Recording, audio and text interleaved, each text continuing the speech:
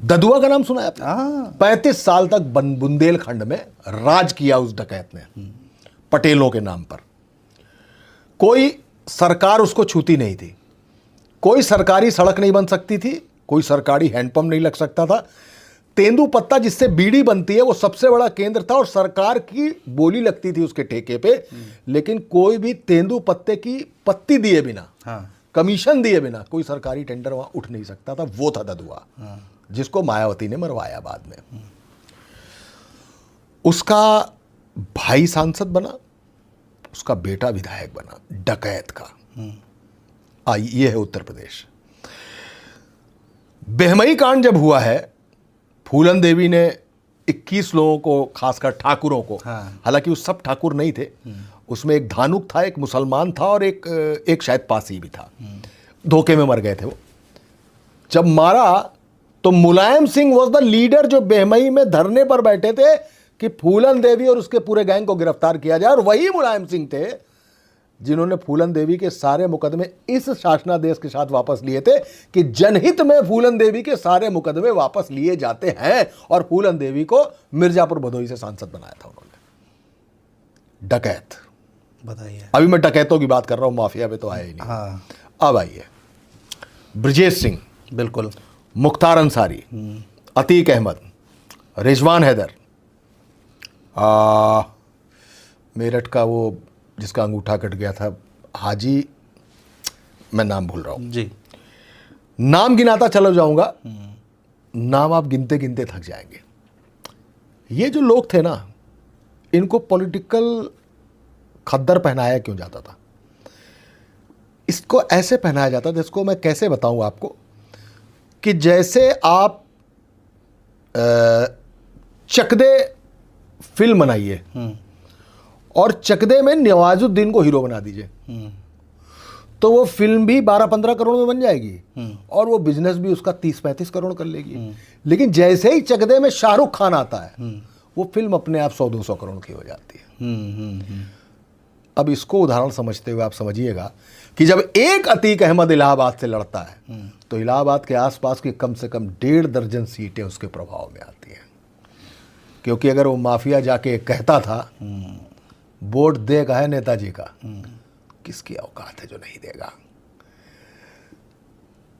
ददुआ का जो चेला था ठोकिया, ददुआ के ऑपरेशन के बाद जब टीम वापस आ रही थी 2 दिन बाद, उसने अटैक किया, 6 या 8 पुलिस वाले मारे गए उसमें, जो ददुआ को मार के आए थे जी। वो मारे गए। उसी ठोकिया को अजीत सिंह तब थे, रालोद, राष्ट्रीय लोकदल ने टिकट दिया, उसकी मां को पियरिया देवी नाम था उसका, मुझे आज तक याद है, और उस हैंडपंप उसका निशान था। और ठोकिया का ऐलान था बुंदेलखंड में कि वोट नहीं मिला अगर मां को, तो हैंडपंप से पानी नहीं खून निकलेगा। आप समझ रहे हैं? बिल्कुल। तो एक अतीक, एक मुख्तार,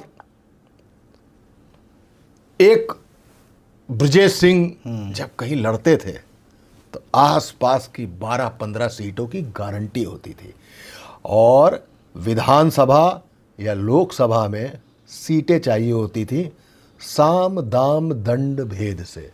तो इसमें जो दंड वाला हिस्सा है वो ये माफिया हुआ करते थे। आज साम दाम पर ज्यादा हिसाब किताब है, आज दाम दे दिया जाता है, लेकिन दंड इस माफिया के जरिए दिया जाता था। और एक बात आपको बताऊं जी, इसके लिए जनता दोषी है। मैं बार बार उस डिप्टी एसपी का नाम भूल जाता हूं। मुख्तार अंसारी गैंग ने पुलिस की एक कार्बाइन छीन ली थी जी। उस डिप्टी एसपी ने, शैलेंद्र सिंह नाम था उनका, शैलेंद्र सिंह डिप्टी एसपी थे, उन्होंने मुख्तार अंसारी के गैंग को पकड़कर वो कार्बाइन वापस किए, लेकिन शैलेंद्र सिंह के खिलाफ ही कार्रवाई शुरू हो गई। शैलेंद्र सिंह को नौकरी से इस्तीफा देना पड़ा और मुख्तार के खिलाफ चुनाव लड़ना पड़ा। चंदा बटोर के शैलेंद्र सिंह पैनी ऑनेस्ट, एक चवन्नी का गुनाहगार नहीं, किसी की चाय नहीं पी होगी इस ईमानदार अफसर ने, जिसने अपनी ड्यूटी करने के लिए मुख्तार अंसारी को भी आगे सर नहीं झुकाया था। जनता ने उसको वोट नहीं दिया, जनता ने मुख्तार को ही जिताया। बताइए। तो ये जनता है। मुख्तार के लिए कहा जाता है कि उसके क्षेत्र में जो लोग थे, कुछ लोग तो उसको भगवान मानते थे, ऐसा है क्या? लंका में भी रावण को बहुत सारे लोग भगवान मानते थे, कौरवों को भी बहुत सारे लोग भगवान मानते थे, जिन्होंने क्रूसीफाइड किया था यीशु मसीह को, उनको भी लोग भगवान मानते थे। भय को भगवान कहना गलत है, ये भय है। भय है। और भय के अलावा एक गुंडे से जब आपकी पहचान होती है, जब आपकी बस्ती में, अनुज के घर में, मोहल्ले में आके एक मुख्तार अंसारी या अतीक अहमद का कॉन्वॉय रुकता है ना, काफिला, एक नंबर की गाड़ी, काले रंग की फॉर्च्यूनर की फ्लीट रुकती है, जब अनुज के घर जाता है, कहाँ गए मुख्तार अंसारी, मुख्तार अंसारी, मुख्तार अंसारी, अतीक अहमद, ब्रजेश सिंह, कहाँ गए? अनुज के घर गए। जब वो अनुज के घर से नीचे उतरते थे और अनुज साथ में उतरता था उनके, और उसके बाद वो कॉन्वॉय में बैठ के जब चले आते थे, तो पूरा इलाका अनुज से डरता था। क्यों? क्योंकि वो माफिया अनुज को अपनी अनसीन पावर डेलीगेट करके गया है। लोग क्यों योगी आदित्यनाथ के साथ फोटो अपनी डीपी पे लगाते हैं? बिल्कुल। लोग क्यों मुलायम सिंह, अखिलेश यादव, मायावती, राहुल गांधी के साथ अपनी फोटो डीपी पे लगाते हैं? क्योंकि उससे उनकी फोटो का कद बढ़ता है। ऐसे ही माफिया जब किसी आदमी के घर आता है तो उस आदमी की गुंडई भी बढ़ती है, वो गुंडई दे के जाता है उस आदमी को। आप समझ रहे हैं? मेरे एक मित्र हैं, उन्होंने अपने गृह प्रवेश जानते कैसे कराया था? कैसे? उन्होंने 100 राइफलधारी लोग बुलाए थे अपने यहाँ, कम से कम 200-300 राउंड फायर हुआ, हो गया गृह प्रवेश, चले गए। पूरा इलाका जान गया कि इस घर में जो आदमी है उसके पास 100 राइफल है। कोई परिंदा पर मारेगा उसके घर? कभी कभी नहीं मारेगा। ऊंची आवाज में बात नहीं करेगा। ये तरीका है। ये तरीका है, इनका ऑरा काम करता है। अगर ऑरा काम नहीं कर रहा होता ना, तो शैलेंद्र सिंह चुनाव जीतता, मुख्तार अंसारी नहीं जीतता। सही बात है। इसलिए किसी ब्रजेश, किसी मुख्तार, किसी अतीक को कोई मुलायम सिंह, कोई भारतीय जनता पार्टी, कोई समाजवादी पार्टी और कोई बहुजन समाज पार्टी अपना शेल्टर देती है, क्योंकि उसको एक सीट नहीं चाहिए, आसपास की कई सीटें चाहिए। अतीक अहमद का जब जिक्र होता है तो गेस्ट हाउस कांड की भी याद आ जाती है। क्या हुआ था सर उस समय? ज़रा कुछ आप बताएं। कहानियाँ तो बहुत हैं, किस्से तो बहुत हैं, लोगों ने बहुत कुछ बताया भी है अपने अपने तरीके से। आपकी नज़र में वो केस कैसा था? कुछ नहीं था, मिलीजुली सरकार बनी थी जी। मिलीजुली सरकार में मुलायम सिंह कुछ ट्रांसफ़र पोस्टिंग कर रहे थे, और उस ज़माने में ट्रांसफ़र पोस्टिंग एक उद्योग था पॉलिटिक्स का। जी। वो काशीराम को समझ में नहीं आ रहा था। काशीराम समझ रहे थे कि दलितों को किनारे करके यादववाद चलाया जा रहा है, मुसलमानवाद चलाया जा रहा है। इसको लेके काशीराम ने तुरंत इस सरकार से समर्थन वापस लेने की बात कही।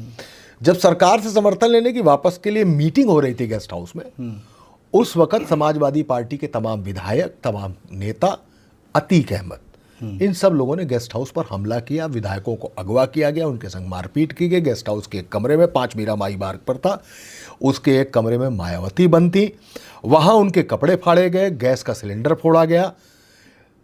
उस समय केंद्र को इंटरवीन करना पड़ा और मायावती की जान बच सकी, और अतीक अहमद ने उसमें आगे बढ़ के रोल, मतलब जो कर सकता था अतीक अहमद वो सब कर रहा था। सब किया। यही वजह थी कि अतीक अहमद हमेशा मायावती के आंखों की किरकिरी रहा। और अगर आप थोड़ा सा पीछे जाएं तो योगी आदित्यनाथ के काल में आपको समझ में आता है कि योगी आदित्यनाथ ने अतीक को बर्बाद कर दिया। एक बार पता करिएगा कि अतीक अहमद को बर्बाद करना किसने शुरू किया था? वो मायावती ने किया था। अच्छा। वो मायावती ने उसके शॉपिंग कॉम्प्लेक्स, उसके तमाम सारे सब गिरवा के सील करा दिए थे उसने। अतीक अहमद को सबसे पहले जेल अगर किसी ने भेजा है तो मायावती ने भेजा है, सुएट्स वाले मामले में। वो अतीक अहमद गेस्ट हाउस कांड में ये रोल था। और उसके बाद जब मुलायम सिंह से समर्थन वापस हुआ, मायावती को भाजपा ने समर्थन दे दिया, और भाजपा